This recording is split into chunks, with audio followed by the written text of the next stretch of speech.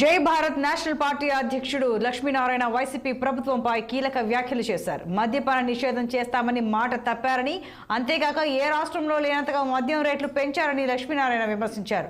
ప్రపంచమంతా digital payment జరుగుతుంటే ఆంధ్రప్రదేశ్లో మాత్రం క్యాష్ పేమెంట్ జరుగుతోందని, దీంతో అవినీతి విచ్చలవిడిగా పెరిగిపోతోందని ఆరోపించారు.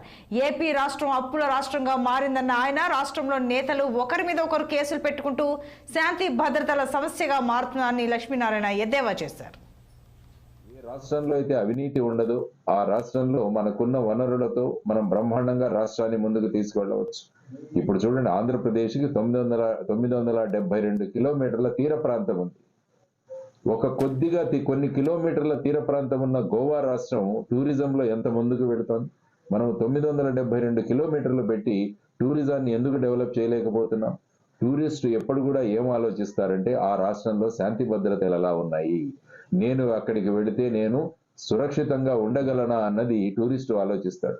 కానీ ఇక్కడ మనం చూస్తే ఒకరి మీద ఒకరు కేసులు, ఆ తర్వాత వచ్చేసి రోజు ఏదో ఒక పరిణామం జరుగుతోంది రాష్ట్రంలో. సో ఈ విధంగా పరిణామాలు ఉండడం బట్టి టూరిస్టు ఎప్పుడు కూడా ఆ రాష్ట్రానికి నేను వెళ్ళను అనుకుంటాడు.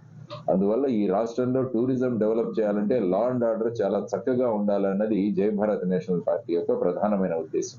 ఏ రాష్ట్రంలో అయితే అవినీతి ఉండదో ఆ రాష్ట్రంలో మనకు